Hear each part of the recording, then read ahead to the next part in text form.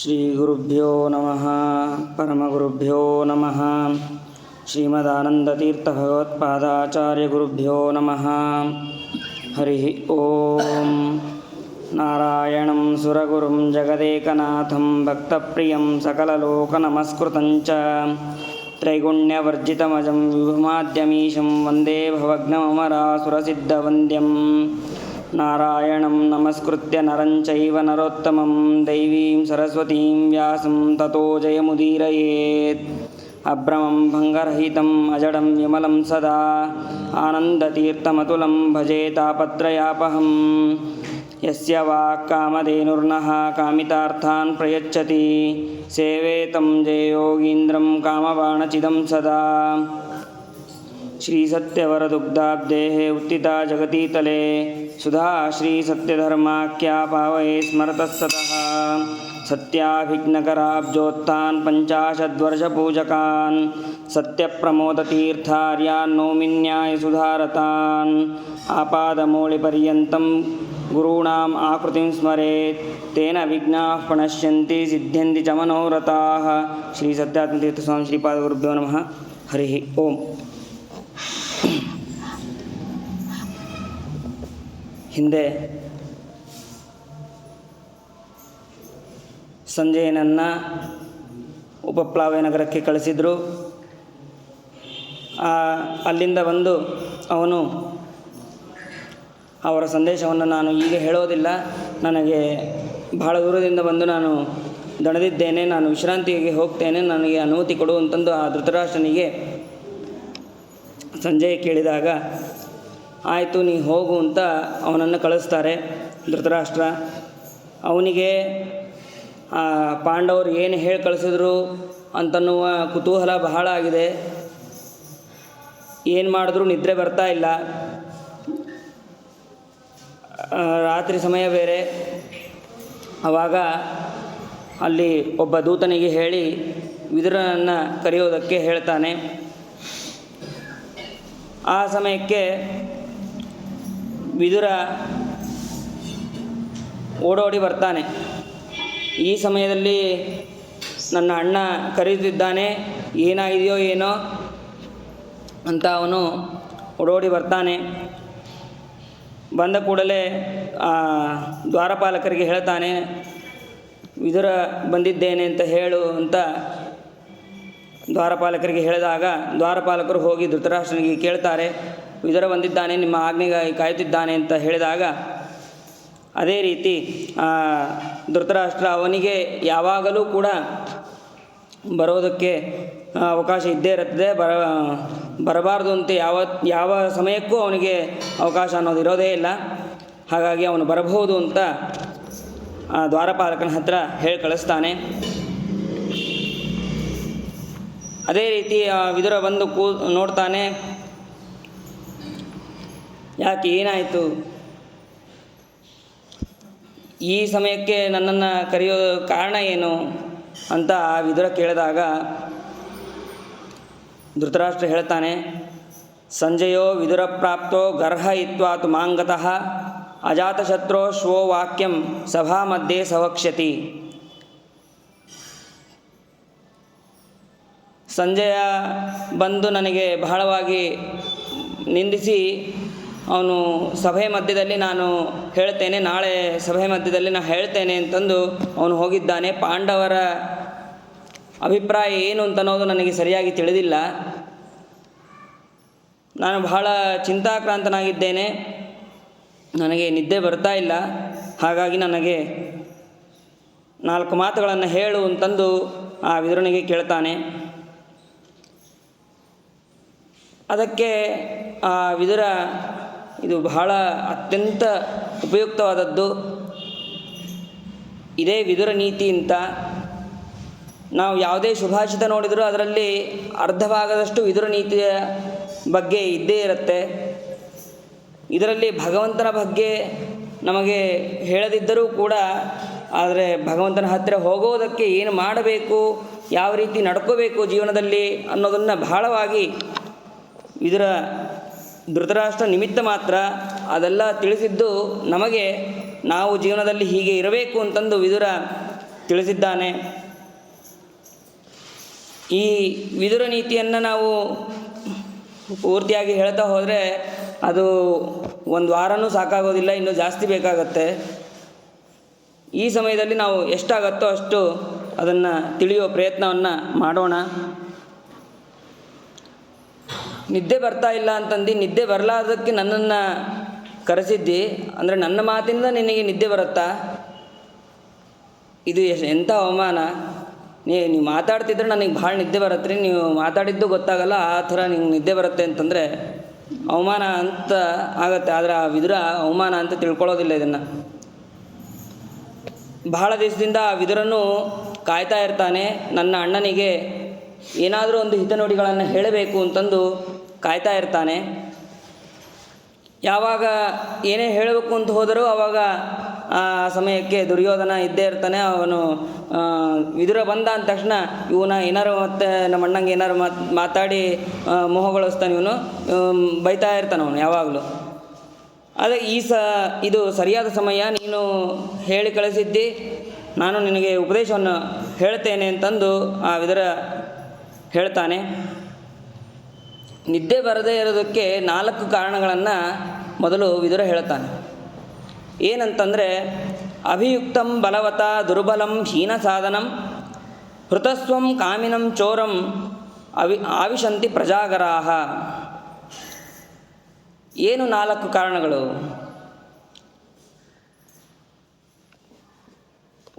ದುರ್ಬಲವಾದ ವ್ಯಕ್ತಿ ಪ್ರಬಲವಾದ ವ್ಯಕ್ತಿಯ ಜೊತೆ ವಿರುದ್ಧ ಮಾಡಿದಾಗ ನಮಗೆ ನಿದ್ರೆ ಅನ್ನೋದು ಬರೋದಿಲ್ಲ.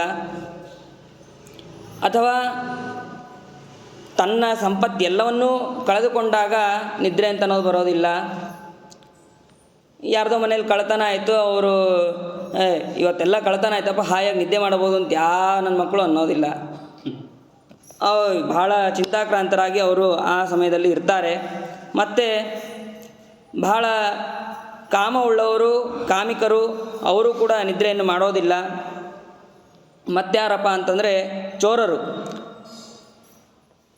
ಆ ಚೋರರು ಕೂಡ ಯಾವಾಗ ಯಾವ ಸಮಯಕ್ಕೆ ಹೊಂಚಾಕಬೇಕು ಅದನ್ನೆಲ್ಲ ವಿಚಾರ ಮಾಡೋದೆಲ್ಲ ರಾತ್ರಿ ಮಾಡ್ತಾ ಇರ್ತಾರೆ, ರಾತ್ರಿನೇ ಹೊಂಚಾಕ್ತಾ ಇರ್ತಾರೆ, ರಾತ್ರಿನೇ ಕಳ್ತನ ಮಾಡ್ತಾ ಇರ್ತಾರೆ. ಹಾಗಾಗಿ ಅವರು ಕೂಡ ನಿದ್ದೆ ಮಾಡೋದಿಲ್ಲ. ಆದರೆ ಇದು ಎಲ್ಲವೂ ಕೂಡ ಆಗಿನ ಕಾಲಕ್ಕೆ ಇತ್ತು. ಈಗ ಕಳ್ಳರು ಕೂಡ ರಾತ್ರಿನೇ ಆರಾಮಾಗಿ ನಿದ್ರೆ ಮಾಡ್ತಾರೆ. ಯಾಕೆಂತಂದರೆ ಬೆಳಗ್ಗಿನೇ ದರೋಡೆಕೋರರೆಲ್ಲ ಬಹಳ ಆಗಿದ್ದಾರೆ. ಅದಾದ ಮೇಲೆ ಇದರಲ್ಲಿ ನಿನ್ನದು ಯಾವುದು ಅಂತ ಅನ್ನೋದು ಧೃತರಾಷ್ಟ್ರನಿಗೆ ಹೇಳಲಿಲ್ಲ. ನೀನೇ ತಿಳ್ಕೊ ಅಂತಂದು ಆ ವಿದುರ ಹೇಳ್ತಾನೆ. ಆವಾಗ ಮತ್ತೆ ಧೃತರಾಷ್ಟ್ರ ಪ್ರಶ್ನೆ ಮಾಡ್ತಾನೆ. ಶ್ರೋತುಮಿಚ್ಛಾಮಿತೆ ಧರ್ಮ್ಯಂ ಪರಂ ನೈಶ್ರೇಯಸಂ ವಚಃ ಅಸ್ಮಿನ್ ರಾಜರ್ಷಿ ವಂಶೇ ಹಿ ತ್ವಮೇಕ ಪ್ರಾಜ್ಞಸತ್ತಮಃ. ನಿನ್ನಿಂದ ಮೋಕ್ಷ ಸಾಧಕವಾದ ಧರ್ಮದ ಮಾತುಗಳನ್ನು ನಾನು ಕೇಳೋದಕ್ಕೆ ಅಪೇಕ್ಷೆ ಪಡ್ತಾ ಇದ್ದೇನೆ. ಈ ನಮ್ಮದೇನು ರಾಜರ್ಷಿ ವಂಶ ಅಂತೇನಿದೆಯಾ, ಈ ವಂಶದಲ್ಲಿ ನೀನು ಒಬ್ಬನೇ ಬಹಳ ಉತ್ತಮ ಜ್ಞಾನಿಯಾಗಿದ್ದಿ. ಆದ್ದರಿಂದ ನನಗೆ ತಿಳಿಸಿಕೊಡು ಅಂತ ವಿದುರನಿಗೆ ಕೇಳಿದಾಗ ವಿದುರ ಹೇಳ್ತಾ ಹೋಗ್ತಾನೆ.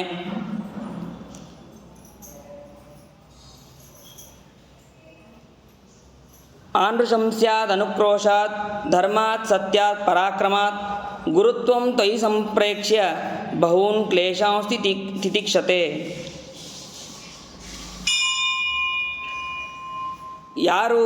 ಯಾವ ಯುಧಿಷ್ಠಿರ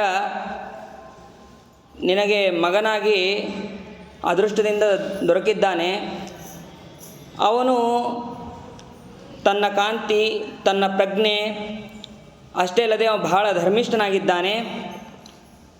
ಆಮೇಲೆ ಧರ್ಮವನ್ನು ಯಾವಾಗಲೂ ಉಪದೇಶ ಮಾಡುವವನಾಗಿದ್ದಾನೆ. ಮಾರ್ದವ, ದಯ, ಕ್ಷಮ, ಸತ್ಯ, ಪರಾಕ್ರಮ ಈ ಎಲ್ಲ ಗುಣಗಳು ಕೂಡ ಅವನಲ್ಲಿ ತುಂಬಿ ಹೋಗಿದೆ. ಅಂತಹ ಧರ್ಮರಾಜನಿಗೆ ನೀನು ಬಹಳ ಕಷ್ಟವನ್ನು ಕೊಟ್ಟಿದ್ದಿ. ಏಕಸ್ಮಾದ್ ವೃಕ್ಷಾದ್ ಯಜ್ಞಪಾತ್ರಾಣಿ ರಾಜನ್ ಸೃಕ್ಷ ದ್ರೋಣಿ ಪೀಡಿನಿ ಲೋಡಿನಿ ಚ ಏತದ್ರಾಜನ್ ಬ್ರುವತೆ ಮೇ ನಿಬೋಧ ಏಕಸ್ಮಾದ್ ವೈ ಜಾಯತೆ ಸಚ್ಚ. ಒಂದೇ ವೃಕ್ಷದಿಂದ ಅಶ್ವತ್ಥ ವೃಕ್ಷದಿಂದ ಯಜ್ಞಪಾತ್ರೆಗಳಾದಂತಹ ಸೃಕು ಮತ್ತು ದ್ರೋಣಿ ಇವುಗಳು ಕೂಡ ಹುಟ್ಟುತ್ತೆ. ಹಿಂಡುವ ಮತ್ತು ವಿಷವನ್ನು ಕೊಡುವಂತಹ ಪೀಡಿನಿ, ಲೋಢಿನಿ ಇಂಥ ಪಾತ್ರೆಗಳು ಉದ್ಭವ ಆಗುತ್ತೆ. ನಾ ಹೇಳೋದ್ರಿಂದ ಇದನ್ನು ನೀನು ತಿಳಿದುಕೋ. ಮೊದಲು ಒಬ್ಬ ವ್ಯಕ್ತಿಯಿಂದ ಒಳ್ಳೆಯ ಕೆಲಸಗಳು ಆಗತ್ತೆ, ಕೆಟ್ಟ ಕೆಲಸಗಳು ಕೂಡ ಆಗತ್ತೆ. ಅದೇ ರೀತಿಯಾಗಿ ಒಂದೇ ಕುಲದಲ್ಲಿ ದುಷ್ಟರು ಕೂಡ ಹುಟ್ಟಿದ್ದಾರೆ, ಸಜ್ಜನರು ಕೂಡ ಹುಟ್ಟಿದ್ದಾರೆ.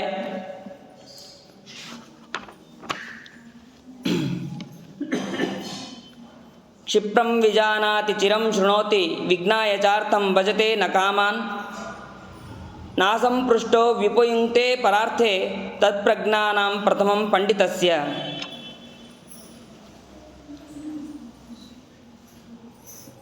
ಆ ಪಾಂಡವರು ಬೇಗ ವಿಷಯವನ್ನು ತೆಗೆದುಕೊಳ್ಳುತ್ತಾರೆ, ಬಹಳ ಕಾಲ ಕೇಳುತ್ತಾರೆ ಜ್ಞಾನಿಗಳ ಮಾತನ್ನು. ತಿಳಿದ ಮೇಲೆ ಅರ್ಥವನ್ನು ಅವರು ಅನುಸರಿಸುತ್ತಾರೆ.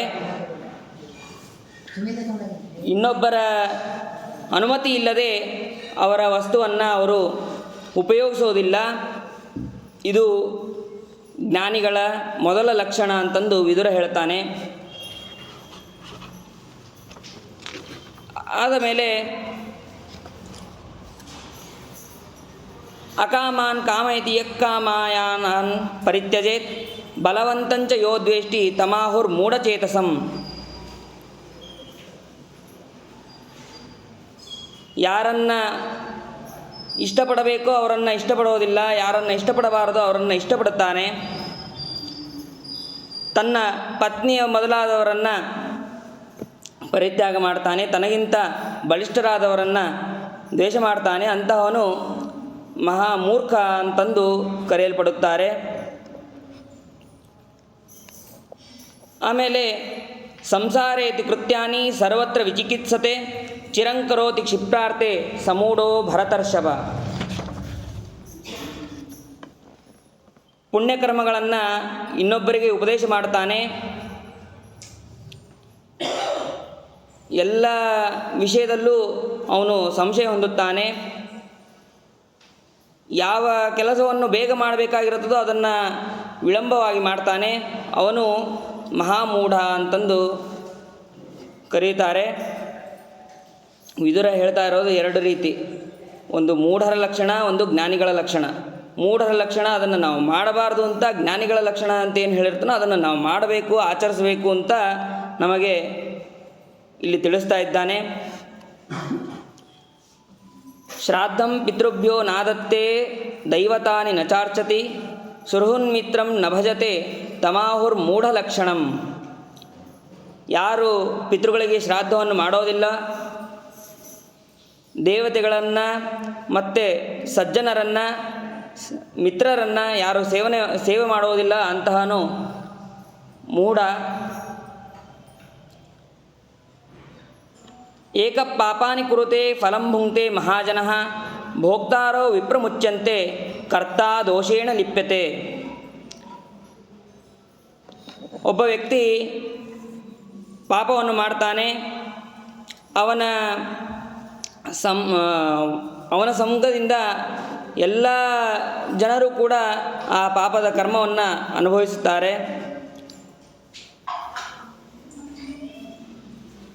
ಫಲವನ್ನು ಯಾರು ಅನುಭವಿಸಿರ್ತಾರೋ ಆ ಎಲ್ಲ ಜನರು ಕೂಡ ಏನೋ ಒಂದು ಸುಳ್ಳು ಹೇಳಿ ಬಿಡುಗಡೆ ಹೊಂದಿಬಿಡ್ತಾರೆ. ಪಾಪಕರ್ಮವನ್ನು ಮಾಡಿದವನು ಮಾತ್ರ ಪರಲೋಕದಲ್ಲಿ ದುಃಖವನ್ನು ಅನುಭವಿಸ್ತಾ ಇರ್ತಾನೆ.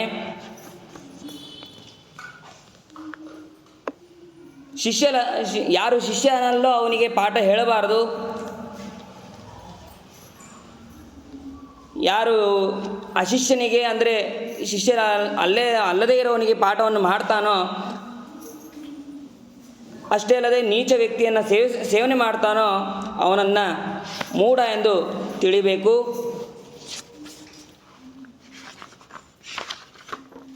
ಒಂದು ಎರಡು ಈ ಸಂಖ್ಯೆಗಳಿಂದ ನಾವು ಏನೇನು ತಿಳ್ಕೋಬೇಕು ಅಂತ ಅನ್ನೋದನ್ನು ಕೂಡ ನಮಗೆ ವಿದುರ ಹೇಳ್ತಾನೆ. ಏಕಯಾ ದ್ವೌ ವಿನಿಶ್ಚಿತ್ಯ ತ್ರಿಂಶತುರ್ಭಿರ್ವಶೇ ಕುರು ಪಂಚಜಿತ್ವಾ ವಿಜಿತ್ವಾ ಷಟ್ ಸಪ್ತಹಿತ್ವಾ ಸುಖೀ ಭವ. ಇದಕ್ಕೆ ಸುಂದರವಾದ ಅರ್ಥವನ್ನು ವಾದಿರಾಜರು ನಮಗೆ ತಿಳಿಸ್ತಾರೆ. ಒಂದೇ ವೇದದಿಂದ ಪ್ರವೃತ್ತಿ ಮಾರ್ಗ, ನಿವೃತ್ತಿ ಮಾರ್ಗ ಇವುಗಳನ್ನು ನಿಶ್ಚಯ ಮಾಡಿಕೊಂಡು ಯಜ್ಞ, ದಾನ, ಅಧ್ಯಯನ ಮತ್ತು ತಪಸ್ಸು ಎಂಬ ನಾಲ್ಕರಿಂದ ನಾವು ಧರ್ಮಾರ್ಥ ಕಾಮ ರೂಪವಾದಂತಹ 3 ಪುರುಷಗಳನ್ನು ನಮ್ಮ ವಶದಲ್ಲಿ ಇಟ್ಕೋಬೇಕು. ಅಂದರೆ ಧರ್ಮಾರ್ಥ ಕಾಮಗಳಿಗೆ ಯಾವಾಗಲೂ ವಶನಾಗಬೇಡ ಅಂತಂದು ಆ ವಿದುರ ಹೇಳ್ತಾ ಇದ್ದಾನೆ. 5 ಜ್ಞಾನೇಂದ್ರಿಯಗಳನ್ನು ಮತ್ತು 5 ಕರ್ಮೇಂದ್ರಿಯಗಳನ್ನು ಯಾವಾಗಲೂ ಜಯಿಸಬೇಕು. ಕಾಮ, ಕ್ರೋಧ, ಲೋಭ, ಮೋಹ, ಮದ, ಮಾತ್ಸರ್ಯಗಳನ್ನು ಚೆನ್ನಾಗಿ ಜಯಿಸಬೇಕು. ತ್ವಕ್, ಚರ್ಮ, ಮಾಂಸ, ಮೇಧಸ್ಸು, ಮಜ್ಜ, ಅಸ್ಥಿರೂಪವಾದಂತಹ ಸಪ್ತಧಾತುಗಳನ್ನು ತ್ಯಾಗ ಮಾಡಿ ಸುಖರೂಪವನ್ನು ಅನುಭವಿಸಬೇಕು ಅಂತ ಹೇಳ್ತಾರೆ. ಇದಕ್ಕೆ ಇನ್ನೊಂದು ಅರ್ಥ, ಒಂದು ಬುದ್ಧಿಯಿಂದ ಒಳ್ಳೆಯವರು ಕೆಟ್ಟವರು ಎಂಬ 2 ತಿಳುವಳಿಕೆಯನ್ನು ಪಡೆಯಬೇಕು. ಸಾಮ, ದಾನ, ಭೇದ, ದಂಡಗಳೆಂಬ ಉಪಾಯಗಳಿಂದ ಬೇಕಾದರೆ ದ್ವೇಷ, ಉದಾಸೀನ ಇದನ್ನು ವಶಕ್ಕೆ ತೆಗೆದುಕೊಳ್ಳಬೇಕು. 5 ಜ್ಞಾನೇಂದ್ರಿಯಗಳನ್ನು ಗೆಲ್ಲಬೇಕು. ರಾಜನಿಗೆ ಸಂಬಂಧಪಟ್ಟಂತಹ ಸಂಧಿ, ವಿಗ್ರಹ, ಯಾನ, ಆಸನ, ದ್ವೇಧೀಭಾವ, ಸಮಾಶ್ರಯಣ ಎಂಬ 6 ಗುಣಗಳನ್ನು ತಿಳಿದು ನಮ್ಮ ಜೀವನಕ್ಕೆ ಹಾನಿ ಮಾಡುವಂತಹ ಪಾನ, ಸ್ತ್ರೀ, ಭೀತಿ, ಪಾಕ್ಪಾರುಷ್ಯ, ದಂಡಪಾರುಷ್ಯ, ಅರ್ಥದೂಷಣ, ಪಗಡೆ ಈ ಯಾವಾಗಲೂ ಬಿಡಬೇಕು ಅಂತಂದು ಇದಕ್ಕೆ ಇನ್ನೊಂದು ಅರ್ಥವನ್ನು ತಿಳಿಸಿದ್ದಾರೆ. ಏಕಕ್ಷಮವತಾಂ ದೋಷೋ ದ್ವಿತೀಯೋ ನೋಪಪದ್ಯತೆ ಯದೇನಂ ಕ್ಷಮಯಾ ಯುಕ್ತಂ ಅಶಕ್ತಂ ಮನ್ಯತೆ ಜನಃ. ಕ್ಷಮೆಯನ್ನು ಯಾರು ಮಾಡ್ತಾ ಇರ್ತಾರೋ ಅವರನ್ನು ಅಶಕ್ತರು ಅಂತ ತಿಳಿಯುತ್ತಾರೆ. ಯಾರು ಕ್ಷಮೆಯನ್ನು ಮಾಡ್ತಾ ಇರ್ತಾರೋ ಅವರಿಗೆ ಕ್ಷಮ ಒಂದೇ ದೋಷ, ಬೇರೆ ಯಾವ ದೋಷವೂ ಅವರಿಗೆ ಇರೋದಿಲ್ಲ. ಅದಾದ ಮೇಲೆ ದ್ವೇ ಕರ್ಮಣಿ ನರಃ ಕುರ್ವನ್ ಅಸ್ಮಿನ್ ಲೋಕೆ ಮಹೀಯತೆ ಅಬ್ರುವನ್ ಪುರುಷಂ ಕಿಂಚಿತ್ ಅಸತೋ ನರ್ಚಯನ್ಸ್ತತ. ಯಾರು ಬಹಳ ಕೆಟ್ಟಾಗಿ ಮಾತನಾಡುತ್ತಿರ್ತಾರೋ, ಒರಟಾಗಿ ಮಾತಾಡ್ತಿರ್ತಾರೋ, ದುಷ್ಟರನ್ನು ಪೂಜಿಸ್ತಾ ಇರ್ತಾರೋ, ಈ 2 ಕಾರ್ಯವನ್ನು ಯಾವ ಮನುಷ್ಯನು ಮಾಡ್ತಾ ಇರ್ತಾನೋ ಅವನು ಭೂಲೋಕದಲ್ಲಿ ಅವನು ಚೆನ್ನಾಗಿರ್ತಾನೆ. ಅವನು ಯಾಕೆಂದರೆ ನರಕಕ್ಕೆ ಹೋದರೆ ಅವನಿಗೆ ಶಿಕ್ಷೆಗಳು ತಪ್ಪಿದ್ದಲ್ಲ. ಅದಾದ ಮೇಲೆ ತ್ರಿವಿಧಂ ನರಕಸ್ಯೇದಂ ದ್ವಾರಂ ನಾಶನಮಾತ್ಮನಃ ಕಾಮಕ್ರೋಧ ಸದಾ ಲೋಭ ತಸ್ಮಾದೇತತ್ರಯಂ ತ್ಯಜೇತ್. ಕಾಮ, ಕ್ರೋಧ, ಲೋಭ ಈ 3 ನಮ್ಮ ನಾಶಕ್ಕೆ ಕಾರಣವಾದದ್ದು. ಆದ್ದರಿಂದ ಈ 3 ನಾವು ಬಿಡಬೇಕು. ಚತ್ವಾರಿರಾಜ್ಞಾತ್ ಮಹಾಬಲೇನ ವರ್ಜ್ಯಾನ್ಯಾಹು ಪಂಡಿತಸ್ಥಾನಿ ವಿದ್ಯತ ಅಲ್ಪಪ್ರಜ್ಞೈ ಸಹ ಮಂತ್ರಂ ನ ಕುರ್ಯಾತ್ ನ ದೀರ್ಘಸೂತ್ರೈರಲಸೈಶ್ಚಾರಣೈಶ್ಚ. ಮಹಾಬಲಿಷ್ಠನಾದಂತಹ ರಾಜ ಈ 4 ಬಿಡಬೇಕು. ಆ 4 ಯಾವುದು ಅಂತಂದರೆ, ತನಗಿಂತ ಯಾರು ಅಲ್ಪಜ್ಞರಾಗಿರ್ತಾರೋ, ಅಲ್ಪ ತಿಳುವಳಿಕೆ ಉಳ್ಳವರಾಗಿರ್ತಾರೋ ಅವ್ರ ಹತ್ರ ನಾವು ಮಂತ್ರಾಲೋಚನೆಯನ್ನು ಮಾಡಬಾರದು. ಆಮೇಲೆ ಸೋಮಾರಿಗಳ ಜೊತೆಯಲ್ಲಿ ನಾವು ಮಂತ್ರಾಲೋಚನೆಯನ್ನು ಮಾಡಬಾರ್ದು. ಯಾರು ನಿಧಾನವಾಗಿ ಕೆಲಸ ಮಾಡ್ತಾ ಇರ್ತಾರೋ ಅವ್ರ ಹತ್ರನೂ ನಾವು ಯಾವ ಕೆಲಸವನ್ನು ಅವರಿಂದ ಮಾಡಿಸಬಾರ್ದು ಅಂತ ಹೇಳ್ತಾನೆ.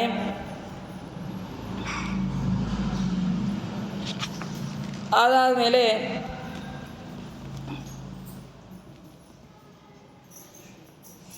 ಪಂಚಾಗ್ನಿಯು ಮನುಷ್ಯಾಣಾಂ ಪರಿಚರ್ಯಾ ಪ್ರಯತ್ನತಃ ಪಿತಾ ಮಾತಾಗ್ನಿರಾತ್ಮ ಚ ಗುರುಶ್ಚ ಭರತರ್ಷಭ. ತಂದೆ, ತಾಯಿ, ಅಗ್ನಿ, ತಾನು ಮತ್ತು ಗುರು, ಈ 5 ಅಗ್ನಿಗಳನ್ನು ಯಾವಾಗಲೂ ಪ್ರಯತ್ನಪೂರ್ವಕವಾಗಿ ಮನುಷ್ಯರಾದವರು ಇದನ್ನು ಆಚರಿಸ್ತಾ ಇರಬೇಕು. 6 ದೋಷಗಳು ಬಿಡಬೇಕು ಅಂತ ಹೇಳ್ತಾನೆ. ನಿದ್ರಾ, ತಂದ್ರಿ, ಭಯಂಕ್ರೋಧ, ಆಲಸ್ಯಂ, ದೀರ್ಘಸೂತ್ರತ.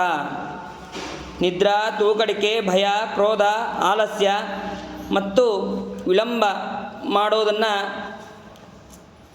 ನಾವು ಬಿಡಬೇಕು ಅಂತ ಹೇಳ್ತಾನೆ. ಅದಾದ ಮೇಲೆ ಈ 6ಕ್ಕೆ ಇನ್ನೊಂದನ್ನು ಹೇಳ್ತಾನೆ. ಷಡಿಮಾನ್ ಪುರುಷೋ ಜಹ್ಯಾತ್ ಭಿನ್ನಾಂ ನಾವ ನಿವಾರಣವೇ ಅಪ್ರವಕ್ತಾರಂ ಆಚಾರ್ಯಂ ಅನಧೀಯಾನ ಅಮೃತ್ವಿಜಂ ಅರಕ್ಷಿತಾರಂ ರಾಜಾನಂ ಭಾರ್ಯಾಂ ಚ ಪ್ರಿಯವಾದಿನೀಂ ಗ್ರಾಮಕಾಮಂ ಚ ಗೋಪಾಲಂ ವನಕಾಮಂಚ ನಾಪಿತಂ. ಪಾಠವನ್ನು ಹೇಳದೇ ಇರುವಂತಹ ಆಚಾರ್ಯರು, ಅಧ್ಯಯನ ಮಾಡದೇ ಇರುವಂತಹ ಋತ್ವಿಕರು, ರಕ್ಷಣೆ ಮಾಡದೇ ಇರುವಂತಹ ರಾಜ, ಅಪ್ರಿಯನಾಗಿ ಮಾತನಾಡುವಂತಹ ಹೆಂಡತಿ, ಗ್ರಾಮದಲ್ಲಿ ಇರಬೇಕು ಅಂತ ಆಸೆ ಇದ್ದು ಅವನು ಕಾಡಿನಲ್ಲಿ ಇರೋದಕ್ಕೆ ಅಪೇಕ್ಷೆ ಪಡ್ತಾನೆ, ಅಂತಹ ಕ್ಷೌರಿಕ. ಇದರಲ್ಲಿ ನಾಡಿನಲ್ಲಿದ್ದರೆ ಜನ ಬರ್ತಾರೆ, ಅವನ ಹತ್ರ ಯಾರು ಹೋಗ್ತಾರೆ. ಕಾಡಿನಲ್ಲಿದ್ದರೆ ಯಾರೂ ಬರೋದಿಲ್ಲ. ಅಂತಹ ನಾಪಿತನನ್ನು ಇದು ಬಯಸಬಾರದು. ಈ 6 ಜನರನ್ನು ಸಮುದ್ರದಲ್ಲಿ ಒಡೆದು ಹೋದ ನಾವೆಯನ್ನು ಬಿಡುವಂತೆ ಪುರುಷರನ್ನು ಬಿಡಬೇಕು ಅಂತ ಹೇಳ್ತಾನೆ. ಅದಾದ ಮೇಲೆ ಸ್ತ್ರಿಯೋಕ್ಷ ಮೃಗಯ ಪಾನಂ ವಾಕ್ಪಾರುಷ್ಯಂಚ ಪಂಚಮಂ ಮಹಚ್ಚ ದಂಡಪಾರುಷ್ಯಂ ಅರ್ಥದೋಷಣಮೇವ ಚ. ಸ್ತ್ರೀಯರು, ದ್ಯೂತ, ಬೇಟೆ, ಪಾನ ಮತ್ತು ಒರಟು ಮಾತುಗಳು, ಉಗ್ರವಾದಂತಹ ದಂಡ, ದಾನ ತೆಗೆದುಕೊಂಡಂತಹ ಪದಾರ್ಥದ ನಿಂದನೆ ಇದು ಯಾವತ್ತೂ ಮಾಡಬಾರದು. ಅಷ್ಟೋ ಗುಣ ಪುರುಷಂ ದೀಪಯಂತಿ ಪ್ರಜ್ಞಾ ಚ ಕೌಲ್ಯಂ ಚ ದಮಶ್ರುತಂಚ ಪರಾಕ್ರಮಶ್ಚ ಬಹುಭಾಷಿತಾ ಚ ದಾನಂ ಯಥಾಶಕ್ತಿ ಕೃತಜ್ಞತಾ ಚ. ಏನೇನು ಇರಬೇಕು ಅಂತಂದರೆ ಈ 8 ಗುಣಗಳು ಇರಬೇಕಂತೆ. ಪ್ರಜ್ಞಾ, ಕುಲ, ದಮ, ವಿದ್ಯಾ, ಪರಾಕ್ರಮ, ಅಲ್ಪವಾಗಿ ಮಾತಾಡುವಂತಹ ಬುದ್ಧಿ, ಯಥಾಶಕ್ತಿ ದಾನ ಮಾಡುವಂತಹ ಬುದ್ಧಿ ಮತ್ತು ಕೃತಜ್ಞತೆ. ಈ 8 ಗುಣಗಳು ಪುರುಷನನ್ನು ಶೋಭೆ ಉಂಟು ಮಾಡುತ್ತದೆ.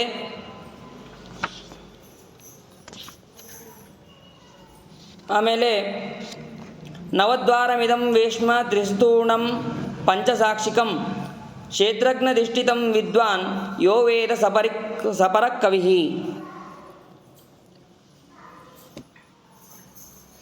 ಮೂರು ಕಂಬಗಳು, 5 ಸಾಕ್ಷಿಗಳು ಇದ್ದು ಒಂದು ಕ್ಷೇತ್ರಜ್ಞನಿಂದ ವಾಸಿಸಲ್ಪಡುತ್ತದೆ. ಅದು ಇದನ್ನು ತಿಳಿದವನು ಶ್ರೇಷ್ಠವಾದಂತಹ ಜ್ಞಾನಿ. ಈ ದೇಹದಲ್ಲಿ ಸತ್ವ, ರಜಸ್, ತಮೋ ಗುಣಗಳೆಂಬ 3 ಕಂಬಗಳು, ಪಂಚಜ್ಞಾನೇಂದ್ರಿಯ ರೂಪವಾದಂತಹ ಸಾಕ್ಷಿಗಳು ಮತ್ತು ಕ್ಷೇತ್ರಜ್ಞನಾದ ಪರಮಾತ್ಮನು ಇದ್ದಾನೆ ಅಂತಂದು ನಾವು ಚಿಂತನೆಯನ್ನು ಮಾಡಬೇಕು. ಮತ್ತ ಪ್ರಮತ್ತ ಉನ್ಮತ್ತ ಶ್ರಾಂತ ಕ್ರುದ್ಧೋ ಭೂಕ್ಷಿತಃ ತ್ವರಮಾಣಶ್ಚ ಲುಬ್ಧಶ್ಚ ಭೀತಕಾಮೀ ಚ ತೇ ದಶ ತಸ್ಮಾದೇತೇಷು ಭಾವೇಷು ನ ಪ್ರಸಜ್ಜೇತ ಪಂಡಿತಃ. ಈ 10 ಜನರು ಧರ್ಮವನ್ನು ತಿಳಿಯೋದಕ್ಕಾಗೋದಿಲ್ಲ. ಅವ್ರು ಯಾರು ಅಂತಂದರೆ ಪಾನದಿಂದ ಮತ್ತನಾದವನು, ಮೈ ಮೇಲೆ ಎಚ್ಚರಿಕೆ ಇಲ್ಲದೇ ಇರುವವನು, ಹುಚ್ಚು ಹಿಡಿದವನು, ಬಹಳ ಸುಸ್ತಾದವನು, ಕೋಪಗೊಂಡವನು ಮತ್ತು ಹಸಿದವನು, ಲೋಭಿ, ಭೀತ, ಕಾಮಿಯಾದವನು, ಇವರೇ 10 ಮಂದಿ ಪಂಡಿತನಾದವನು ಈ ವಸ್ತುಗಳಲ್ಲಿ ಸಿಗಬಾರ್ದು. ಸಿಕ್ಕರೆ ಅವನು ಅದರಲ್ಲೇ ಯಾವಾಗಲೂ ಆಸಕ್ತನಾಗಿರ್ತಾನೆ, ಭಗವಂತನಲ್ಲಿ ಆಸಕ್ತನಾಗೋದಿಲ್ಲ ಅಂತಂದು ಹೇಳ್ತಾರೆ. ಪ್ರತಿಯೊಂದು ಅಧ್ಯಾಯದ ಕೊನೆಗೂ ವಿದುರ ಒಂದು ಮಾತು ಹೇಳ್ತಾನೆ. ನೀನು ಪಾಂಡವರು ನಿನ್ನನ್ನು ದೊಡ್ಡಪ್ಪ ಅಂತಂದು, ದೊಡ್ಡಪ್ಪ ಅಲ್ಲ ತಂದೆಯಂತೆ ಪ್ರೀತಿಯನ್ನು ಮಾಡ್ತಾ ಇದ್ದಾರೆ, ನೀನು ಅವರಿಗೆ ಮೋಸವನ್ನು ಮಾಡಬೇಡ, ಅವರಿಗೆ ಯೋಗ್ಯವಾದಂತಹ ರಾಜ್ಯವನ್ನು ಕೊಟ್ಟು ಈ ದುರ್ಯೋಧನಾದಿಗಳು ಹಾಗೂ ಪಾಂಡವರು ಇವರ ಜೊತೆಗೆ ನೀನು ಸುಖವಾಗಿ ಇರಬಹುದು ಅಂತಂದು ವಿದುರ ಹೇಳ್ತಾನೆ. ಪುತ್ರ ಮೋಹದಿಂದ ಅವನು ಬಹಳ ಇರೋದರಿಂದ ಅವನಿಗೆ ಯಾವ ಮಾತುಗಳು ಹೋಗ್ತಾ ಇಲ್ಲ. ಆದರೂ ಉಪದೇಶ ಬೇಕು ಅಂತಂದು ಮತ್ತೆ ಮತ್ತೆ ಅವನು ಕೇಳ್ತಾ ಇದ್ದಾನೆ. ಚಿಂತೆಯಲ್ಲಿರುವಂತಹ ನನಗೆ ಮತ್ತೆ ನೀನು ಧರ್ಮಾರ್ಥವನ್ನು ನನಗೆ ತಿಳಿಸು ಅಂತ ಮತ್ತೆ ಕೇಳಿದ್ದಾನೆ.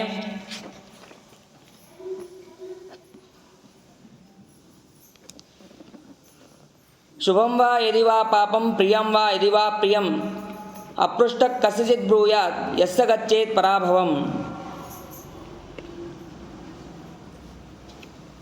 ಶುಭವಾಗಲಿ ಅಥವಾ ಅಶುಭವಾಗಲಿ, ಪ್ರಿಯವಾಗಲಿ ಅಥವಾ ಅಪ್ರಿಯವಾಗಲಿ, ಪ್ರಶ್ನೆ ಮಾಡದೆ ಉತ್ತರವನ್ನು ಯಾರು ಹೇಳ್ತಾರೋ ಪರಾಭವವನ್ನು ಅಂದರೆ ಸೋಲನ್ನು ಹೊಂದುತ್ತಾನೆ. ಪ್ರಶ್ನೆ ಮಾಡದೆ ಉತ್ತರವನ್ನು ಕೊಡೋಕ್ಕೆ ಹೋಗಬಾರ್ದು ಅಂತ ವಿದುರ ಹೇಳಿದ್ದಾನೆ. ಅದಾದ ಮೇಲೆ ಸತ್ಯೇನ ರಕ್ಷತೆ ಧರ್ಮೋ ವಿದ್ಯಾ ಯೋಗೇನ ರಕ್ಷತೆ, ಮೃಜಯ ರಕ್ಷತೆ ರೂಪಂ ಕುಲಂ ವೃತ್ತೇನ ರಕ್ಷತೆ. ಸತ್ಯದಿಂದ ಧರ್ಮ ಅಂತನ್ನೋದು ರಕ್ಷಣೆ ಆಗುತ್ತದೆ, ಯೋಗದಿಂದ ವಿದ್ಯೆ ಅಂತನ್ನೋದು ರಕ್ಷಣೆ ಆಗುತ್ತೆ, ಶುದ್ಧಿಯಿಂದ ರೂಪ ಅಂತನ್ನೋದು ರಕ್ಷಣೆ ಆಗುತ್ತದೆ, ಚಾರಿತ್ರ್ಯದಿಂದ ನಡತೆಯಿಂದ ಕುಲ ಅಂತನ್ನೋದು ರಕ್ಷಣೆ ಆಗುತ್ತದೆ. ವಿದ್ಯಾ ಮದೋ ಧನಮದಃ ತೃತೀಯೋಭಿಜನೋ ಮದಃ ಮದ ಏತೆ ವಲಿಪ್ತಾನಾಂ ನ ಚೈವ ಸ್ಯುಃ ಸತಾಂ ಮದಾಹ. ವಿದ್ಯಾಮದ, ಧನಮದ ಮತ್ತು ಮೂರನೆಯದಾದಂತಹ ಕುಲಮದ, ಈ 3 ಮದಗಳು ದುರಹಂಕಾರಿಗಳಿಗೆ ಇರುತ್ತೆ, ಸಜ್ಜನರಿಗೆ ಇರೋದಿಲ್ಲ.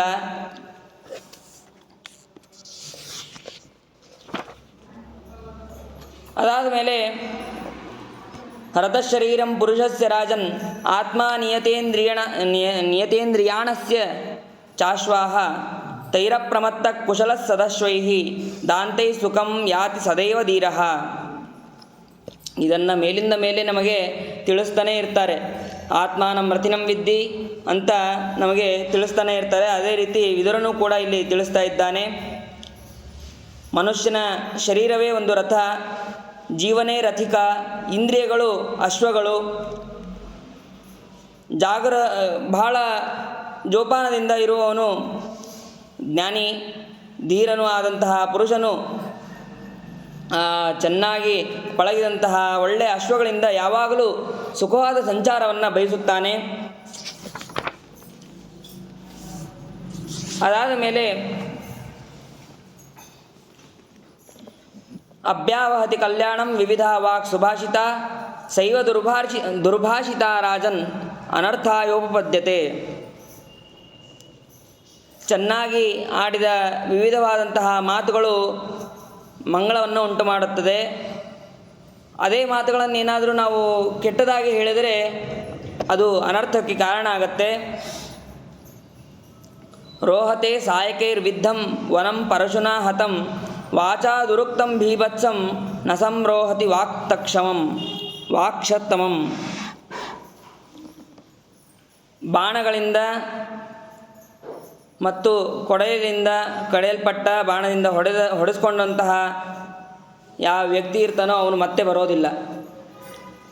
ಕೊಡಲಿಯಿಂದ ಕಡಿದಿದ್ದು ಅಷ್ಟೇ, ಮತ್ತೆ ಅದು ಮರಳಿ ಅದು ಸೀದಾ ಆಗೋದಿಲ್ಲ. ಅದರಂತೆ ಒಂದು ಪಕ್ಷದಲ್ಲಿ ಕೊಡಲಿಯಿಂದ ಕಳೆದಂತಹ ಮರದ ತುಂಡು ಚಿಗುರೋದಕ್ಕೆ ಸಾಧ್ಯ ಇರುತ್ತೆ.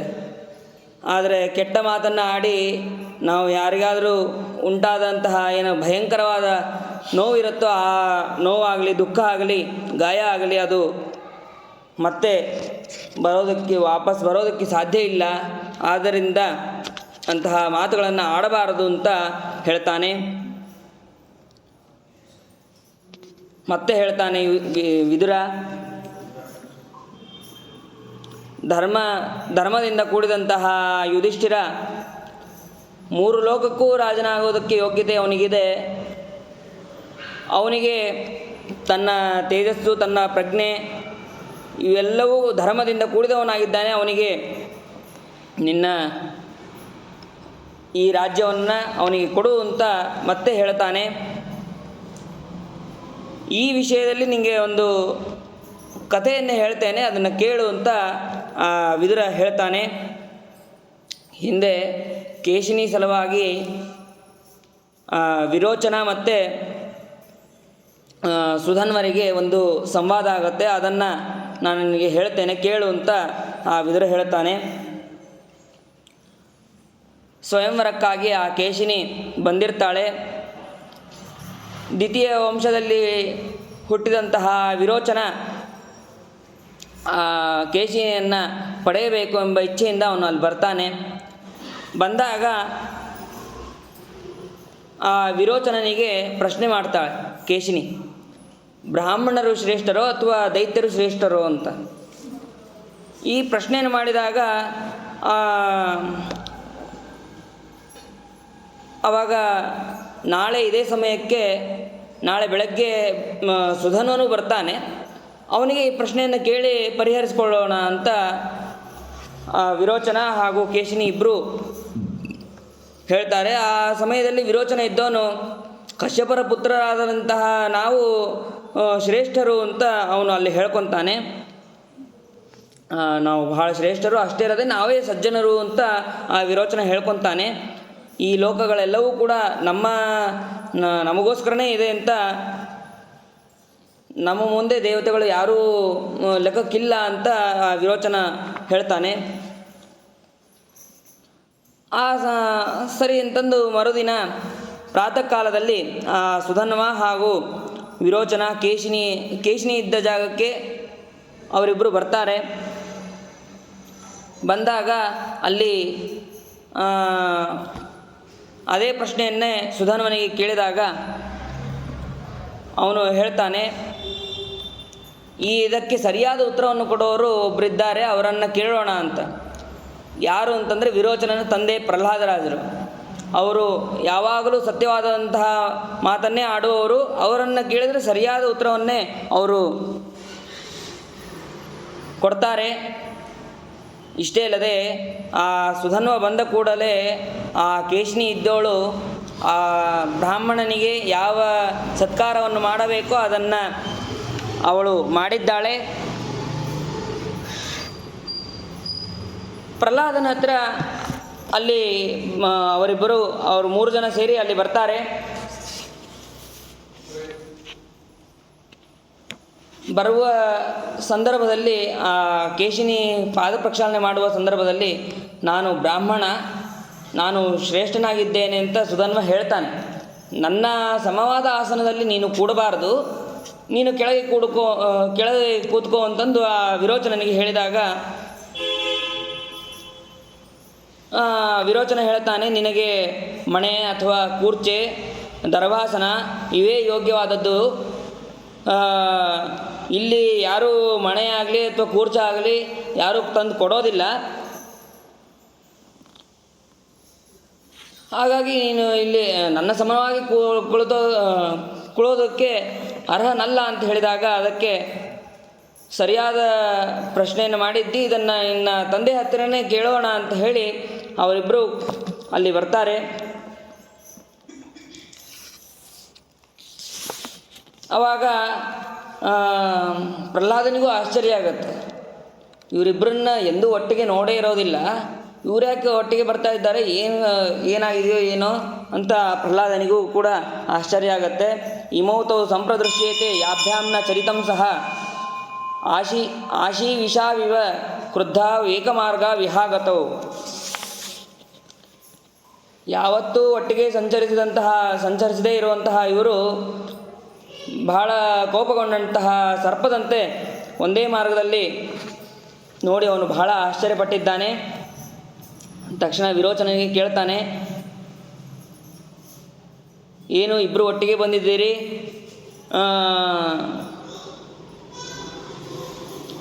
ಆ ವಿರೋಚನನೇ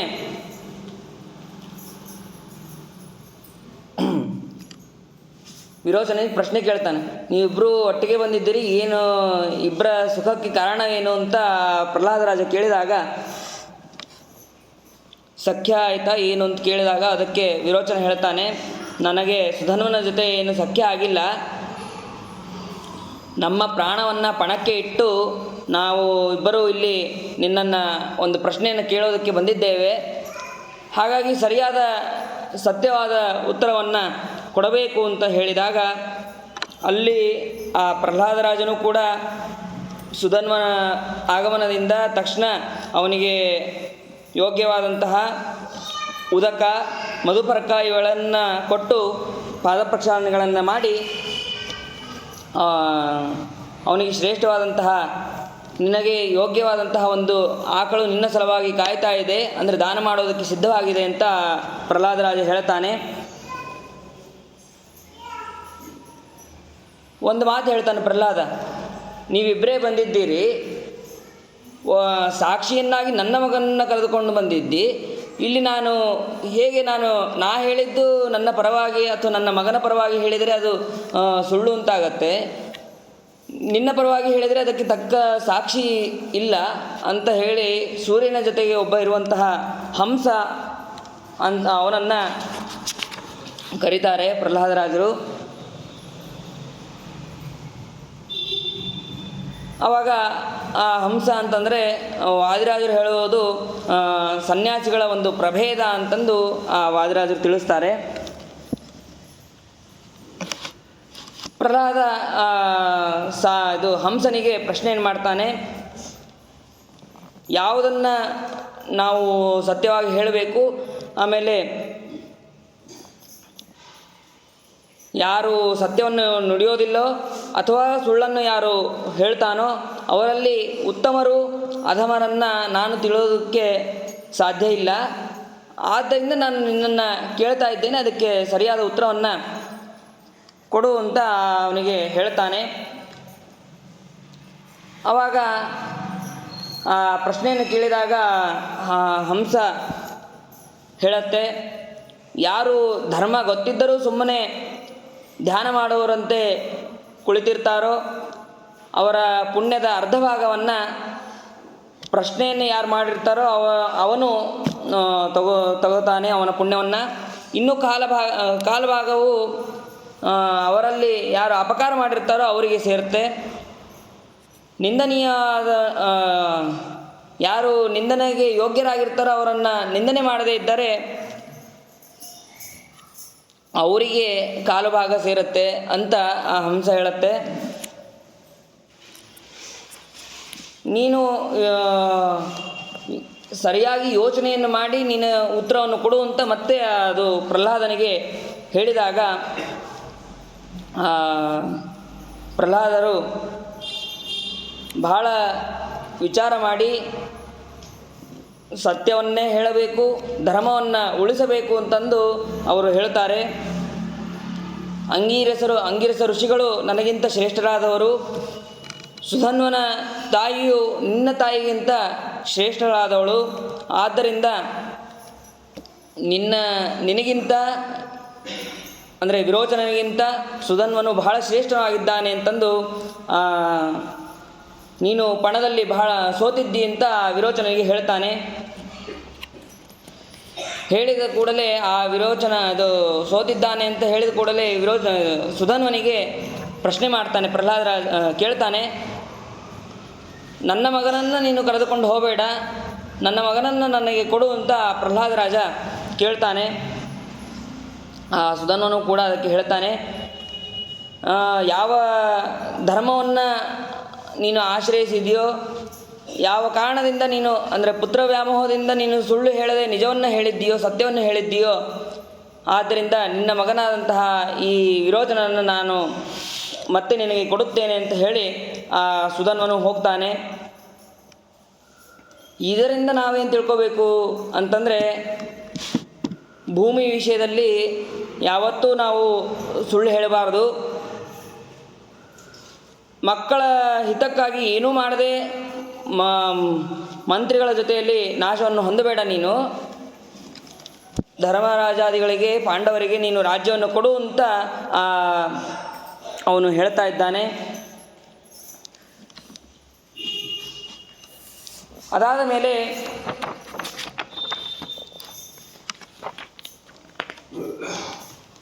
ಅಷ್ಟೋನ್ನೃಪೇಮಾನಿ ಮನುಷ್ಯಲೋಕೆ ಸ್ವರ್ಗಸ್ಯ ಲೋಕಸ್ಯ ನಿದರ್ಶನಾನಿ ಯಜ್ಞೋದಾನಮಧ್ಯಯನಂ ತಪಶ್ಚ ಚತ್ವಾರೇತಾನ್ ಅನ್ವವೇತಾನಿ ಸದ್ಭಿಃ. ಮನುಷ್ಯ ಲೋಕದಲ್ಲಿ ಈ 8 ವಸ್ತುಗಳು ಸ್ವರ್ಗಲೋಕಕ್ಕೆ ಕಾರಣ ಆಗ್ತವೆ. ಯಾವುದು ಅಂತಂದರೆ ಯಜ್ಞ, ದಾನ, ಅಧ್ಯಯನ ಮತ್ತು ತಪಸ್ಸು. ಸ್ವರ್ಗಕ್ಕೆ ಸಾಧನವಾಗಿ ಸ್ವರ್ಗ ಹೋಗುವುದಕ್ಕೆ ಮುಂಚೆ ಇವು ಇರಬೇಕು. ಅದಾದ ಮೇಲೆ ದಮ, ಸತ್ಯ, ಆರ್ಜವ, ಮಾರ್ಧವ, ಈ 4 ಗುಣಗಳು ಸ್ವರ್ಗಕ್ಕಿಂತ ಮುಂಚೆಯೂ ಇರಬೇಕು, ಸ್ವರ್ಗದಲ್ಲಿಯೂ ಕೂಡ ಈ ಗುಣಗಳು ಇರಬೇಕು ಅಂತ ಸಜ್ಜನರು ತಿಳಿಸ್ತಾರಪ್ಪ. ಅದನ್ನೇ ನಾನು ನಿಮಗೆ ತಿಳಿಸ್ತಾ ಇದ್ದೇನೆ. ಎಲ್ಲಿ ವೃದ್ಧರು ಇರೋದಿಲ್ಲವೋ ಅದು ಸಭೆಯಲ್ಲ, ಯಾರು ಧರ್ಮವನ್ನು ಹೇಳೋದಿಲ್ಲವೋ ಅವರು ವೃದ್ಧರಲ್ಲ, ಎಲ್ಲಿ ಸತ್ಯವಿಲ್ಲವೋ ಅದು ಧರ್ಮವಲ್ಲ, ಯಾವುದು ಕಪಟದಿಂದ ಸೇರುತ್ತದೋ ಅದು ಸತ್ಯವಲ್ಲ ಅಂತ ವಿದುರ ಉಪದೇಶವನ್ನು ಮಾಡ್ತಾ ಇದ್ದಾನೆ. ಸರ್ವೈ ಗುಣೈರುಪೇತಾಸ್ತು ಪಾಂಡವ ಭರತರ್ಷಭ ಪಿತೃವತ್ವಯಿ ವರ್ತಂತೆ ತೇಷು ವರ್ತಸ್ವ ಪುತ್ರವತ್. ಎಲೆ ಧೃತರಾಷ್ಟ್ರನೇ, ಪಾಂಡವರು ಎಲ್ಲ ಗುಣಗಳಿಂದನೂ ಕೂಡಿದ್ದಾರೆ. ಅವರು ನಿನ್ನನ್ನು ತಂದೆಯಂತೆ ನೋಡ್ತಾ ಇದ್ದಾರೆ, ನೀನು ಅವರೊಂದಿಗೆ ಮಕ್ಕಳಂತೆ ವರ್ತಿಸು ಅಂತ ಹೇಳಿದಾಗ ಅವನು ಮತ್ತೆ ಪ್ರಶ್ನೆಯನ್ನು ಮಾಡ್ತಾನೆ. ಅವನಿಗೆ ಅತ್ರೇಯ ಋಷಿಗಳು ಹೇಳಿದಂತಹ ಇನ್ನೊಂದು ಕಥೆಯನ್ನು ಹೇಳಿ ಅದಾದ ಮೇಲೆ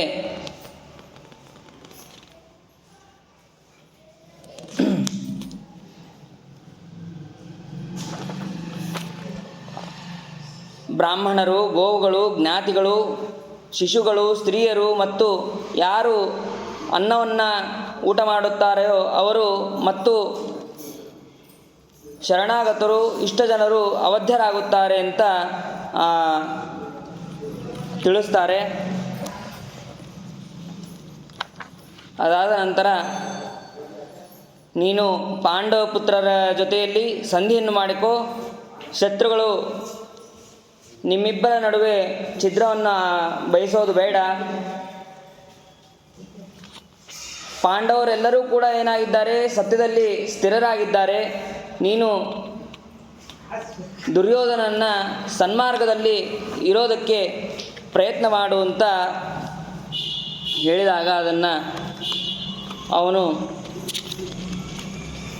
ಕೇಳೋದಕ್ಕೆ ಶಕ್ಯ ಆಗೋದಿಲ್ಲ. ಅದನ್ನು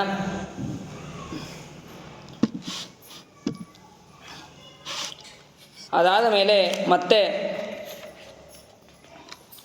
ಹೇಳ್ತಾನೆ ವಿದುರ, ನಾನು ದ್ಯೂತ ಕಾಲದಲ್ಲೇ ನಾನು ಹೇಳಿದ್ದೆ ಇದು ಯಾವುದನ್ನು ಮಾಡಬೇಡ ಅಂತಂದು. ಆವಾಗ ನೀನು ನಿನ್ನ ಪುತ್ರನ ಮೋಹದಿಂದ ನೀನು ಯಾವುದನ್ನು ಕೇಳಲಿಲ್ಲ. ಈಗ ನೀನು ದುಃಖ ಪಡ್ತಾ ಇದ್ದಿ. ರೋಗಿಗೆ ಔಷಧಿ ಯಾವತ್ತೂ ಹಿಡಿಸೋದಿಲ್ಲ.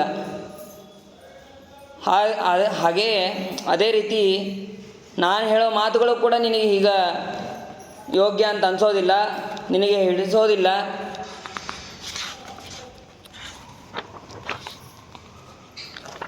ಅದಾದ ಮೇಲೆ ವಿದುರ ಅನೇಕ ವಿಧವಾಗಿ ಉಪದೇಶವನ್ನು ಮಾಡ್ತಾನೆ. 5 ವಿಧವಾದಂತಹ ಬಲಗಳಿದೆ. ಅದು ಯಾವುದು ಅಂತಂದರೆ, ಬಲಂ ಪಂಚವಿಧಂ ನಿತ್ಯಂ ಪುರುಷಾಣಾಂ ನಿಬೋಧಮೆ ಎತ್ತು ಬಾಹುಬಲಂ ನಾಮ ಪ್ರಥಮಂ ಬಲಮುಚ್ಯತೆ ಅಮಾತ್ಯಲಾಭೋ ಭದ್ರಂತೆ ದ್ವಿತೀಯಂ ಬಲಮುಚ್ಯತೆ ತೃತೀಯಂ ಧನಲಾಭಂತು ಬಲಮಾಹುರ್ಮನೀಷಿಣಃ ಯತ್ವಸ್ಯ ಸಹಜಂ ರಾಜನ್ ಪಿತೃಪೈತಾಮಹಂ ಬಲಂ ಅಭಿಜಾತ ಬಲಂ ನಾಮ ತಚತುರ್ಥ ಬಲಂ ಸ್ಮೃತಂ ಏನ ತ್ವೇತಾನಿ ಸರ್ವಾಣಿ ಸಂಗೃಹೀತಾನಿ ಭಾರತ ಯದ್ಬಲಾನಾಂ ಬಲಂ ಶ್ರೇಷ್ಠಂ ತತ್ಪ್ರಜ್ಞಾ ಬಲಮುಚ್ಯತೆ. ಪುರುಷರಿಗೆ 5 ವಿಧವಾದಂತಹ ಬಲ ಇದೆ. ಅದು ಯಾವುದು ಅಂತಂದರೆ, ಒಂದು ಬಾಹುಬಲ, ಆಮೇಲೆ ಅಮಾತ್ಯರ ಬಲ, ಆಮೇಲೆ 3ನೇದು ಧನಬಲ,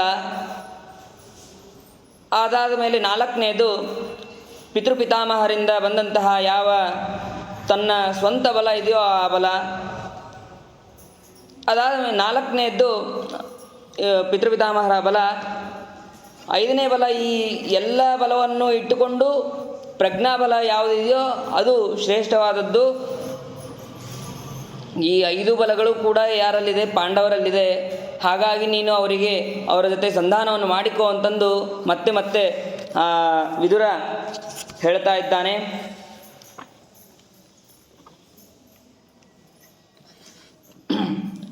ಊರ್ಧ್ವಂ ಪ್ರಾಣ ಹ್ಯುತ್ಕ್ರಮಂತಿ ಯೂನ ಸ್ಥವಿರ ಆಗತೆ ಪ್ರತ್ಯುತ್ಥಾನ ವಿವಾದಾಭ್ಯಾಂ ಪುನಸ್ತತ್ ಪ್ರತಿಪದ್ಯತೆ. ಹಿರಿಯರು ಬಂದಾಗ ಯುವಕರ ಪ್ರಾಣಗಳು ತಮ್ಮ ಸ್ಥಾನದಿಂದ ಎದ್ದು ಏಳುತ್ತದೆ. ಹಿರಿಯರಿಗೆ ನಮಸ್ಕಾರ ಮಾಡಿ ಅವನು ಉಪವಿಷ್ಟನಾದರೆ ಮತ್ತೆ ಪ್ರಾಣವು ಅವನಲ್ಲಿ ಕೂಡುತ್ತದೆ. ಇದೇ ಉದಾಹರಣೆಯನ್ನು ಈ ಶ್ಲೋಕವನ್ನೇ ಶ್ರೀಮದಾಚಾರ್ಯರು ಭಾಗವತ ತಾತ್ಪರ್ಯದಲ್ಲಿ 4ನೇ ಸ್ಕಂದದಲ್ಲಿ ತಿಳಿಸಿದ್ದಾರೆ. ಅಲ್ಲಿ ರುದ್ರದೇವರು ದಕ್ಷ ಪ್ರಜಾಪತಿಗೆ ಅವನು ಬೇಕಂತ ನಿಲ್ಲೋದಿಲ್ಲ ಅಂತಲ್ಲ, ಉತ್ತಮ ಸ್ಥಾನದಲ್ಲಿ ಬ್ರಹ್ಮದೇವರು ಇರ್ತಾರೆ, ಇವನು ಬ್ರಹ್ಮದೇವರಿಗಿಂತ ಸಣ್ಣವನು, ಇವನು ಬಂದಾಗ ಉತ್ತಮ ಸ್ಥಾನದ ಬ್ರಹ್ಮದೇವರ ಒಳಗಿರುವಂತಹ ವಾಸುದೇವ ಮಂತ್ರವನ್ನು ಇವರು ಜಪವನ್ನು ಮಾಡ್ತಾ ಇರ್ತಾರೆ. ಅದನ್ನು ತಿಳಿಸೋದಕ್ಕಾಗಿ ಅವರು ಆ ಕ್ಷಣದಲ್ಲಿ ಗೌರವವನ್ನು ಸಲ್ಲಿಸಿರೋದಿಲ್ಲ. ಆದರೆ ಮನಸ್ಸಿನಿಂದ ಅವರು ಅಭಿವಂದನೆಯನ್ನು ಮಾಡಿರ್ತಾರೆ.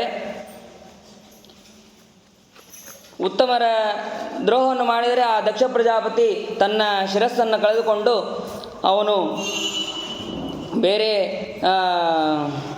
ಪ್ರಾಣಿಯ ಶಿರಸ್ಸನ್ನು ತೆಗೆದುಕೊಂಡು ಆಮೇಲೆ ಪ್ರಾಣವನ್ನು ಬಿಡುತ್ತಾನೆ. ಹಾಗಾಗಿ ಉತ್ತಮರ ದ್ರೋಹವನ್ನು ಯಾವತ್ತೂ ಮಾಡಬಾರದು ಅಂತ ತಿಳಿಸ್ತಾರೆ. ಅದಾದ ಮೇಲೆ ವರ್ಣಾಶ್ರಮಗಳ ವರ್ಣನೆಯನ್ನು ಹೇಳ್ತಾನೆ.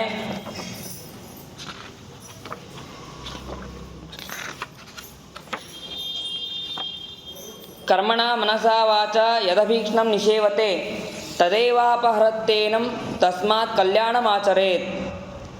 ಕರ್ಮದಿಂದ ಮತ್ತು ಮನಸ್ಸಿನಿಂದ ಮಾತಿನಿಂದ ಯಾವ ವಸ್ತುವನ್ನು ಅವನು ಸೇವೆ ಮಾಡ್ತಾನೋ ಆ ವಸ್ತುವು ಅವನನ್ನೇ ಅಪಹಾರ ಮಾಡ್ತದೆ.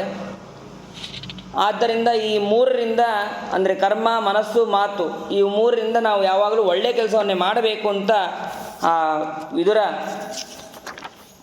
ತಿಳಿಸಿದ್ದಾನೆ.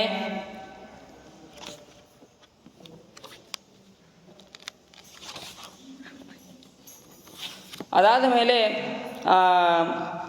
4 ವರ್ಣಾಶ್ರಮಗಳ ಧರ್ಮವನ್ನು ತಿಳಿಸಿ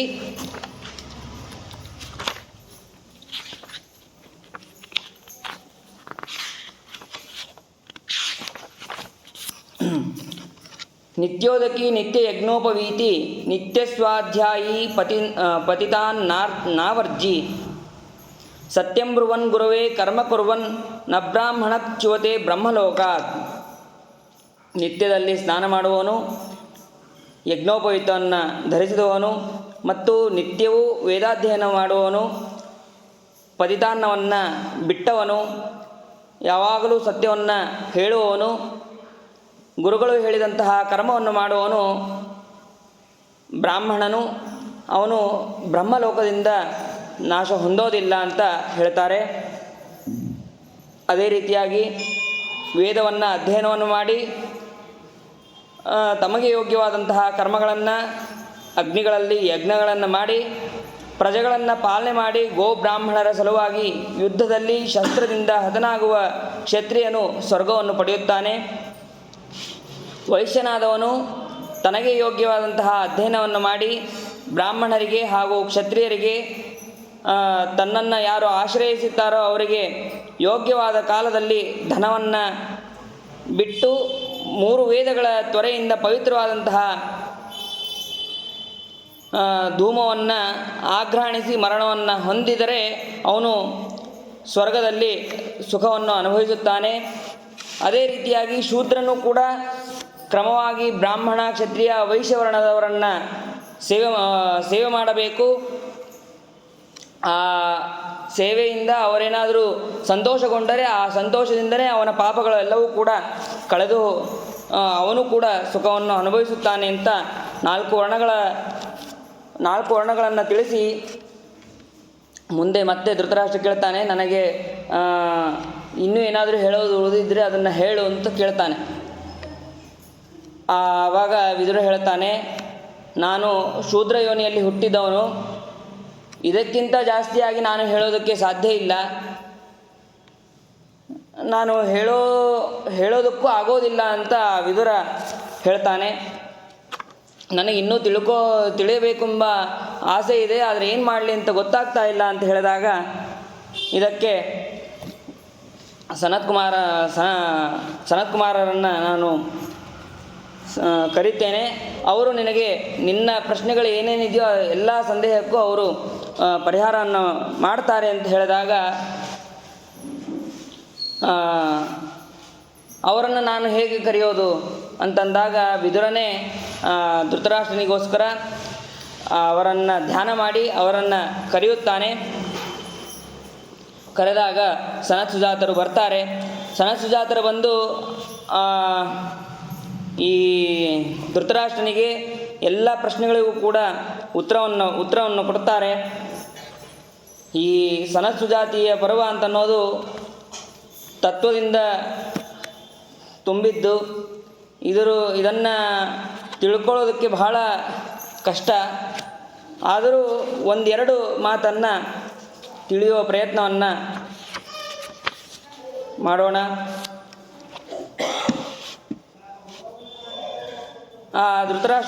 ಧೃತರಾಷ್ಟ್ರ ಸನತ್ಸುಜಾತರಿಗೆ ಕೇಳ್ತಾನೆ, ವಿದುರನಿಂದ ನಾನು ಅನೇಕ ನೀತಿಶಾಸ್ತ್ರವನ್ನು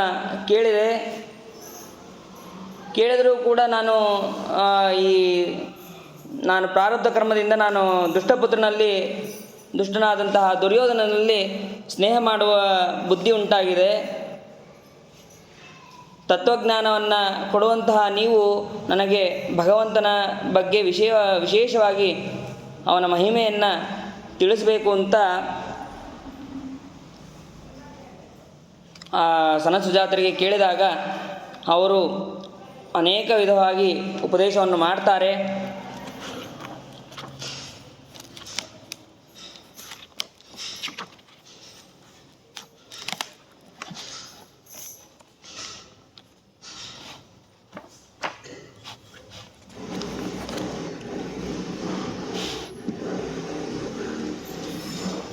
ಭಗವಂತನ ಸ್ವರೂಪವನ್ನು ಅವರು ಧೃತರಾಷ್ಟ್ರ ಕೇಳಿದಾಗ ಅದಕ್ಕೆ ತಕ್ಕಂತೆ ಅವರು ಭಗವಂತ ಈ ಎಲ್ಲ ಕರ್ಮಗಳನ್ನು ಯಾಕೆ ಮಾಡ್ತಾನೆ ಅಂತ ಧೃತರಾಷ್ಟ್ರ ಪ್ರಶ್ನೆ ಮಾಡಿದಾಗ ಅವನಿಗೆ ಯಾವುದೇ ರೀತಿಯಾದಂತಹ ಆಸೆ ಆಗಲಿ, ಇದನ್ನು ಮಾಡಿದರೆ ಅವನಿಗೆ ಸುಖ ಆಗಲಿ ಯಾವ ಪ್ರಯೋಜನವೂ ಇಲ್ಲ.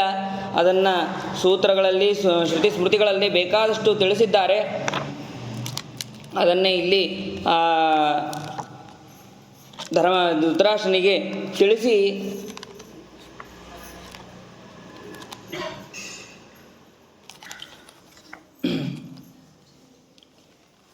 ಅವನು ಭಗವಂತ ಯಾಕೆ ಮಾಡ್ತಾನೆ ಅಂತಂದರೆ ಅವನ ಸ್ವಭಾವ ಇದು. ದೇವಶೇಷ ಸ್ವಭಾವೋಯಂ ಆಪ್ತ ಕಾಮಸ್ಯ ಕಾಸ್ಪೃಹ ಅಂತ ಅಷ್ಟೇ ಅಲ್ಲದೆ ನ ಪ್ರಯೋಜನತ್ವಾತ್ ಎಂಬ ಸೂತ್ರದಲ್ಲಿ ಲೋಕವತ್ತು ಲೀಲಾ ಕೈವಲ್ಯಂ ಬಾಲಕ್ರೀಡನ ಕೈರಿವ ಅಂತ ಇತ್ಯಾದಿ ಶ್ರುತಿ ಸ್ಮೃತಿಗಳಲ್ಲಿ ಸೂತ್ರಗಳಲ್ಲಿ ಅವನ ಭಗವಂತನ ಬಗ್ಗೆ ಅವನು ಯಾಕೆ ಮಾಡ್ತಾನೆ ಅಂತ ಅನ್ನೋದನ್ನು ಸ್ಪಷ್ಟವಾಗಿ ತಿಳಿಸಿದ್ದಾರೆ.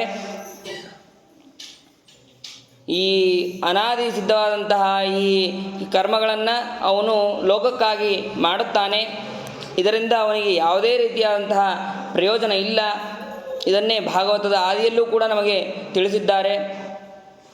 ಮೃದ ತೇಜೋವಾರಿ ಮೃದ ಮೆಥಾ ವಿನಿಮಯೋ ಯತ್ರ ಸರ್ಗೋ ಮೃಷ ಅನ್ನೋಲ್ಲಿ ಮೃಷ ಅಂತಂದರೆ ಸುಳ್ಳು ಅಂತ ಅನ್ನೋ ಒಂದರ್ಥ, ಅಮೃಷ ಅಂತಂದರೆ ನಮಗೆ ಪ್ರಯೋಜನವಾಗಿದೆ, ಭಗವಂತನಿಗೆ ಇದರಿಂದ ಪ್ರಯೋಜನ ಇಲ್ಲ, ಅಮೃಷ ನಮಗೆ ಪ್ರಯೋಜನವಾಗಿದೆ, ಆದ್ದರಿಂದ ಇದನ್ನು ಅವನು ಭಗವಂತ ಮಾಡ್ತಾನೆ ಅಂತ ಅನ್ನೋದನ್ನು ಇಲ್ಲಿ ತಿಳಿಸಿ ಅವರು ಮಾಡಿದಂತಹ ಅನೇಕ ವಿಧವಾದಂತಹ ಉಪದೇಶವನ್ನು ತತ್ವೋಪದೇಶವನ್ನು ಧೃತರಾಷ್ಟ್ರ ಕೇಳಿ ಅವನು ಸ್ವಲ್ಪ ಶಾಂತನಾಗುತ್ತಾನೆ. ಕೊನೆಯದಾಗಿ ಒಂದು ಮಾತನ್ನು ಸನತ್ಸುಜಾತರು ಹೇಳ್ತಾರೆ. ಅಣೋರಣೀಯಾನ್ ಸುಮನಾ ಸರ್ವತೋಭೂತೇಷು ಅವಸ್ಥಿತಃ ಪಿತರಂ ಸರ್ವಭೂತಾನಾಂ ಪುಷ್ಕರೇ ನಿಹಿತಂ ವಿದುಹು. ಭಗವಂತನ ಮಹಿಮೆಯನ್ನು ಅವರು ಹೇಳ್ತಾರೆ. ಅಣುವಿಗಿಂತಲೂ ಪರಮಾಣುವಾದಂತಹ ಬಹಳ ಸೂಕ್ಷ್ಮವಾದಂತಹ ಅಣುವು ಅದು ಭಗವಂತ. ಅವನು ಒಳ್ಳೆ ಮನಸ್ಸುಳ್ಳವನು. ಎಲ್ಲ ಭೂತಗಳಲ್ಲೂ ಕೂಡ ಭಗವಂತನಿದ್ದಾನೆ. ಎಲ್ಲ ಪ್ರಾಣಿಗಳ ತಂದೆಯಾದಂತಹ ಅವನನ್ನು ಹೃದಯ ಕಮಲದಲ್ಲಿ ಎಲ್ಲರ ಹೃದಯ ಕಮಲದಲ್ಲಿ ಅವನು ಇದ್ದಾನೆ ಅಂತಂದು ಜ್ಞಾನಿಗಳು ತಿಳಿಸಿದ್ದಾರೆ ಅಂತ ಹೇಳ್ತಾನೆ. ಇಲ್ಲಿಗೆ ಆ ಸನತ್ಸುಜಾತಿಯ ಪರ್ವ ಅಂತನ್ನೋದು ಮುಕ್ತಾಯ ಆಗತ್ತೆ. ಈ ಸನತ್ಸುಜಾತಿಯ ಪರ್ವವು ಬಹಳ ತತ್ವದಿಂದ ಕೂಡಿದೆ, ತಿಳಿಯೋದಕ್ಕೆ ಬಹಳ ಕಷ್ಟವಾದದ್ದು. ಅದರಲ್ಲಿ ಯಥಾಮತಿಯಾಗಿ ಹೇಳೋದಕ್ಕೆ ಪ್ರಯತ್ನವನ್ನು ಪಟ್ಟಿದ್ದೇನೆ. ಏನಾದರೂ ದೋಷ ಇದ್ದರೆ ಅದು ನನ್ನದು, ಗುಣಗಳು ಅಂತಿದ್ದರೆ ಅದು ಗುರುಗಳದು ಅಂತ ಹೇಳ್ತಾ ನನ್ನೆರಡು ಮಾತನ್ನು ಮುಗಿಸ್ತೇನೆ. ಶ್ರೀಕೃಷ್ಣಾರ್ಪಣಮಸ್ತು. ಅನೇನ ಭಾವಿ ಯತ್ ಪುಣ್ಯಂ ತದಾಪ್ನೋತು ಗುರು.